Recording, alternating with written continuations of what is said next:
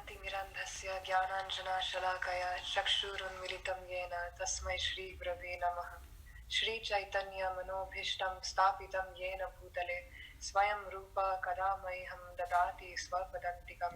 वन्देऽहं श्रीगुरो श्रीयुतापदकमलं श्रीगुरों वैष्णवंश्च श्रीरूपं साग्रजातं सहगणरघुनाथामृतं तं सजीवं साद्वैतं सावधूतं परिजनसहितं श्रीकृष्णचैतन्यदेवं श्रीराधाकृष्णपादान् सहगणललिता श्रीविशाखामृतंश्च। हे कृष्ण करुणा सिन्धो दीनबन्धो जगत्पते गोपेश गोपिकान्त राधाकान्त नमस्तुते। तप्त कंचन गौरांगी राधे वृंदावनेश्वरी वृषभानुसुते देवी प्रणमामि हरिप्रिये। वंशकल्पतरुभ्यश्च कृपा सिन्धुभ्य एव च पतितानां पावनेभ्यो वैष्णवेभ्यो नमो नमः। जय श्री कृष्ण चैतन्य प्रभु नित्यानंद श्री अद्वैत गदाधर श्रीवासादि गौरभक्तवृंद। हरे Krishna Krishna Krishna Hare Hare Hare Ram Ram Ram Hare Hare. So today we are reading from Bhagavad Gita, chapter 2, verse 5. Gurun ahatva hi mahanubhavan shreyo bhoktum bhaikshyam api haloke hatvartha kamamstu gurun ihaiva bhunjiya bhogan rudira pradiktan.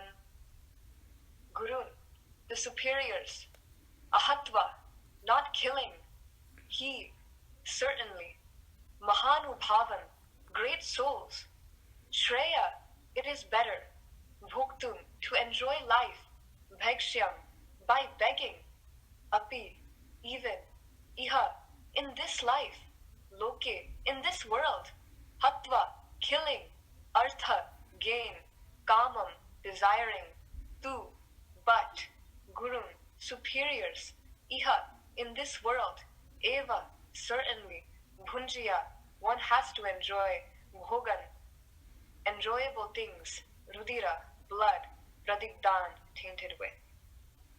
Translation by His Divine Grace, A.C. Bhaktivedanta Swami Srila Prabhupada Ki Jai. It would be better to live in this world by begging than to live at the cost of the lives of great souls who are my teachers. Even though desiring worldly gain, they are superiors. If they are killed, everything we enjoy will be tainted with blood. Purport. According to scriptural codes, a teacher who engages in an abominable action and has lost his sense of discrimination is fit to be abandoned. Bhishma and Drona were obliged to take the side of Duryodhana because of his financial assistance, although they should not have accepted such a position simply on financial considerations. Under the circumstances, they have lost the respectability of teachers. But Arjuna thinks that nevertheless they remain his superiors, and therefore to enjoy material profits after killing them would mean to enjoy spoils tainted with blood. So Prabhupada Ki Jai. Thank you so much for joining today's call. I'm a really big fan of these Bhagavad Gita talks that everyone has been doing. Sometimes I get to hear if I get time for class, but not always. And I'm really so happy to be with all of my teachers today and speak about this. I pray that if I make any offenses, knowingly or unknowingly, you will forgive me. So this verse, when Simishra Prabhuji told me that I would be speaking on it, I found it a little interesting that I would be speaking on this because I myself find myself to be a student of all of you present here. I see some of my dear teachers are also present on this call today. So I was just meditating on this about the deep feelings of remorse and hurt and constrictedness that Arjuna would have been feeling in this moment. Our teachers are such important parts of our lives. I myself know, sitting with all of you, that how important our teachers are in our spiritual, material lives. And for a person like Arjuna to truly feel that in a situation where he's told to kill his gurus. It's unimaginable, really.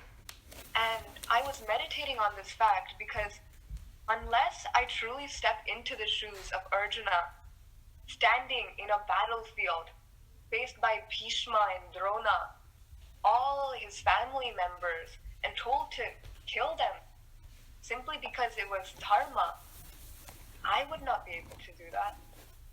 I wouldn't be able to do that. And only when we step into the shoes of Arjuna do we realize the gravity of his situation. This isn't just some small thing. He's being told by Krishna, you have to kill your teachers, you have to kill Bhishma, you have to kill Drona. To face them and to do that it's such a difficult thing. And only once we understand this context can we truly understand the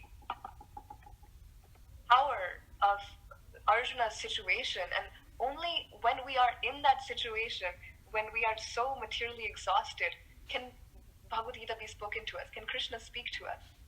Because the Bhagavad Gita was spoken to Arjuna. So whatever was Arjuna's feelings, Krishna was directly trying to help Arjuna in his situation. So unless we step into Arjuna's situation, we can't fully understand Bhagavad Gita. So I wanted to give a little bit of background. So imagine you are Arjuna, and you are standing in the middle of a battlefield. You've asked your friend and dear Lord Krishna to take you to the middle, and you're standing in the middle of a battlefield, opposing your side and the Kaurava side. And you see on the other side a tall man with a beard, and you realize that is Bhishma. That is the son of Ganga.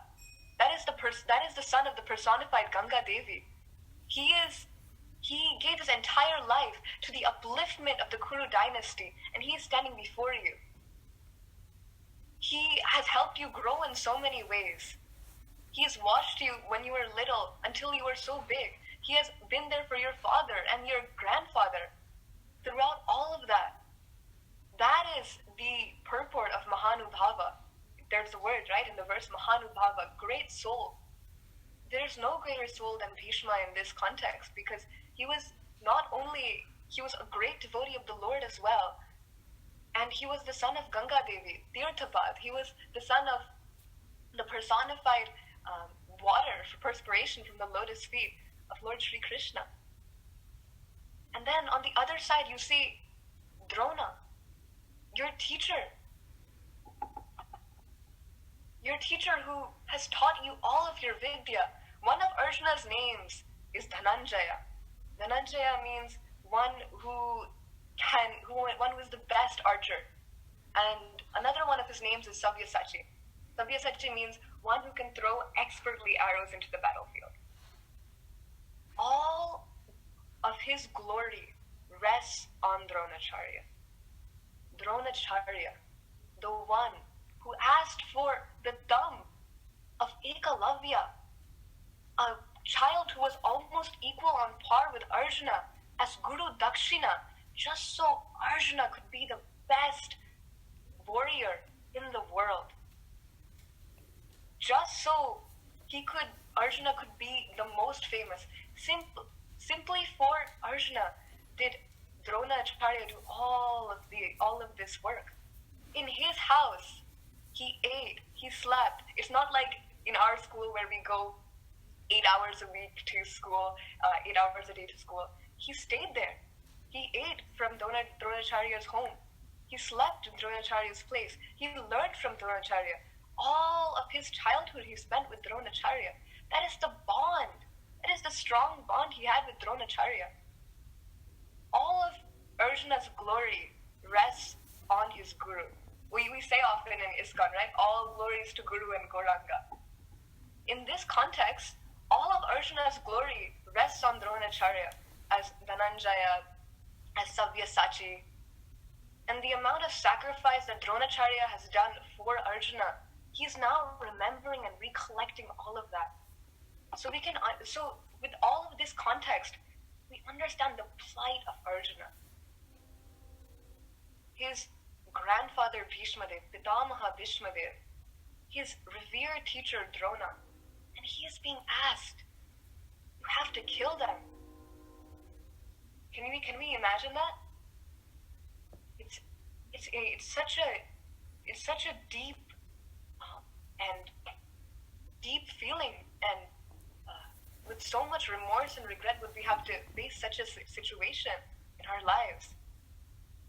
And so we see the depth of this situation in this way. Bhishmadev turned down the throne so many times simply for the Kuru dynasty to go on.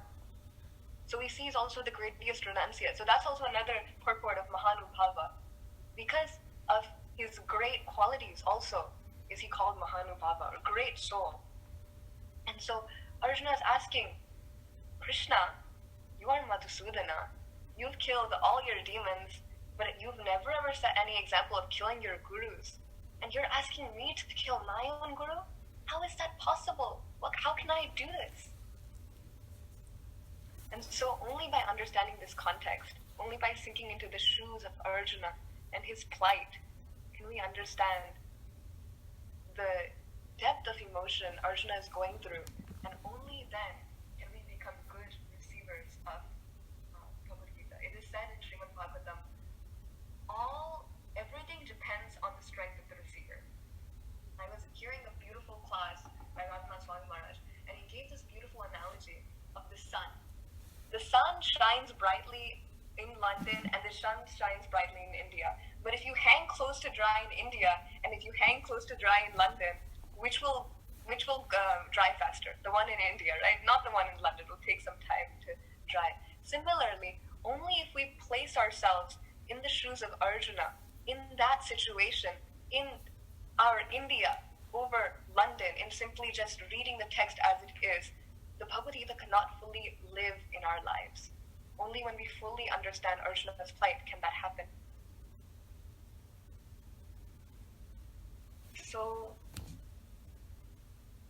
he's asking Krishna in this way, how can I kill my guru? And so that's the next question. How can we kill our gurus? How can Krishna has never set any example like that? How can we do that? What should we learn from that? And so Prabhupada, I was hearing this beautiful lecture by him recently. He gives the example of Prahlad Maharaj. And he said that the father is supposed to be our first guru. Our father and mother are our first gurus. But Prahlad Maharaj, when Narasimhadev came out of the pillar and tore apart Hiranyakashipu, he didn't protest. He didn't say, oh, you shouldn't kill my father. Oh, how can you kill my father? He didn't protest. Although it may seem outwardly that a son's dharma, a daughter's dharma would be to protest. How can you do this to my father? How can you do this to my mother? But we understand because Prahlad Maharaj had the vision that Hiranyakashipu was not his body, he was the soul. And that if the Lord is satisfied by killing the body of my father, then he was okay with it. Because he understood the greater vision, the higher vision of the Lord's Leela, the Lord's plan. And so we understand that being a devotee is the greatest qualification and the greatest boon for all family members and all relatives. Because when we become devotees, then automatically all good qualities come, all good boons come to our family members as well. After Hiranyakashipu died, Narasimhadev asked, okay, Prahlad, you're such a wonderful child, you're such a wonderful devotee. What is one boon you would like to ask? And Prahlad Maharaj answered, please award liberation to my father. And what did what did Narasimhadev say? Narasimhadev didn't just say, yes, of course. He said, Prahlad, not only that, because you are a pure devotee, all the generations of your fathers will get liberation as well. So we also understand how being a pure devotee of the Lord transcends dharma in that sense. So I wanted to go into a quote that I had recently read.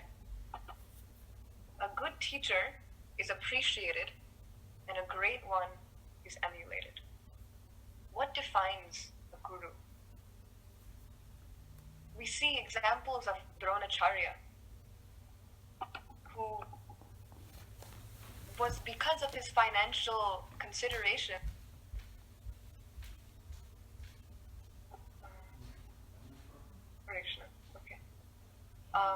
because of financial considerations, he took part in the other side of the Kurukshetra war with Duryodhana and Dhritarashtra. We see the example of Dronacharya in there.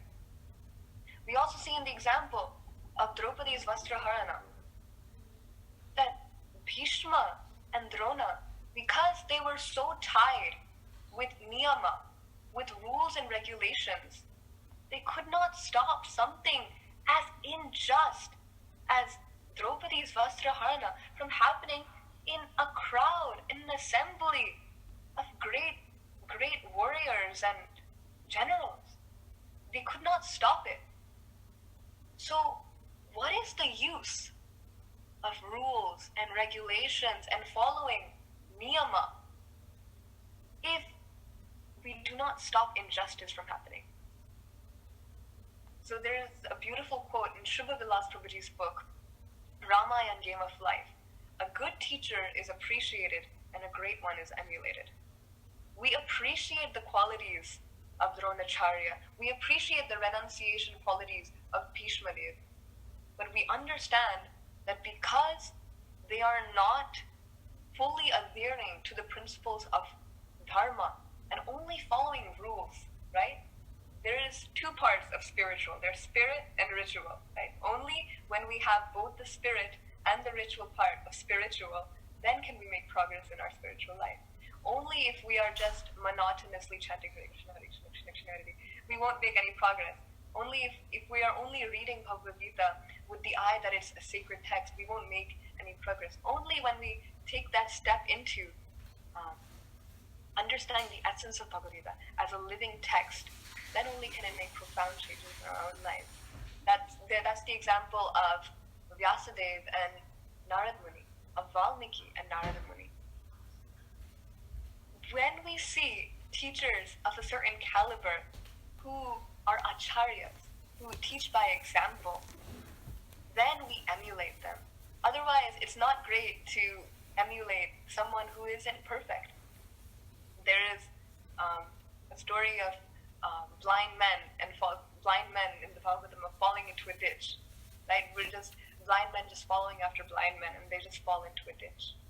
So unless we are fully convinced about our teachers being of a certain caliber, of certain quality, that they practice what they preach, that whatever they do is a reflection in their lives, then we truly can emulate them, and truly we can give our lives to them. And so we see this example in our dear Srila Prabhupada as well, that we emulate the qualities of Srila Prabhupada. We don't just appreciate him, oh, he's Jagat Guru. We emulate all of his qualities in that sense as well. And there's another example Chaitanya Shrine Prabhuji gives in this respect of Bali Maharaj and Shukracharya. Bali Maharaja had high principles of being charitable. And being charitable is such a virtuous quality. But because his guru, Shukracharya, had this material vision of seeing Vamanadev as Lord Vishnu and as an enemy, as a friend enemy, with the friend enemy lens, then he rejected his own guru. So we see in that regard that if a guru is not holding up to the principles of dharma and only simply following rules, only following rules, the niyama, then there is no point to following their example, because a guru is supposed to teach by example. A guru is acharya. He's supposed to teach by his example. So I also wanted to make one last point. In this verse, Arjuna makes the consideration to Krishna: it would be better to live in this world by begging than to live at the cost of the lives of great souls who are my teachers. So Arjuna is making the consideration to Krishna: I won't fight. Let me just leave all of this fighting and just live in the forest and just beg. But because after Krishna tells him the Bhagavad Gita, he realizes that his duty as a Kshatriya, and more importantly, his swadharma as a devotee of Krishna, is to follow Krishna's order. He decides to fight. Even though it may be going against his emotions, even though it may be going against his logic, even though it may be going against niyama, still he is always pushing in that with his discriminatory power in the direction of dharma, because it's what Krishna told him to do. But we also realize later when we read the Bhagavatam, what does Arjuna do? That same instruction of Krishna of the Bhagavad Gita, the instruction hasn't changed. But once Krishna leaves the world, Arjuna, he becomes a mendicant. He goes back, he starts to beg, he starts to go back into the Himalayas, he starts to retreat. When first he was told to fight, now he's being told to retreat. So the point I'm trying to convey to all of you is that the Bhagavad Gita is a living text that at one point in our lives we may open the Gita and it just speaks to us. Like, I've definitely had that experience, going through some mental and tough times in my life, and just opening up to Bhagavad Gita and finding so much inspiration and hearing exactly what I need to hear. And I'm sure all of you have also had that experience. And that's because the Bhagavad Gita is a living text. It's supposed to live in our lives. It told Arjuna to fight at one point of his life, and it told Arjuna to retreat and go into the forest at another point of his life. So in this aspect, we can understand that if we want to truly imbibe the teachings of the Gita in our lives, we need to step into the shoes of Arjuna. We need to truly feel the pain he is feeling. And only then can we truly understand what Krishna is trying to tell us in a different way. Prabhupada sometimes makes the point that someone with a lot of material attachment can't fully chant the names of Krishna. And I think this is also true in the terms of Bhagavad Gita.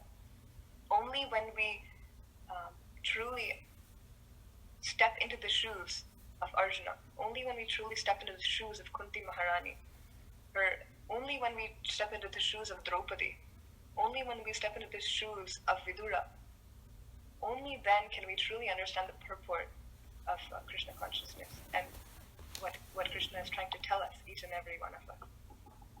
So with that, I'm ending a little early, but if you'd like, I would love to hear some reflections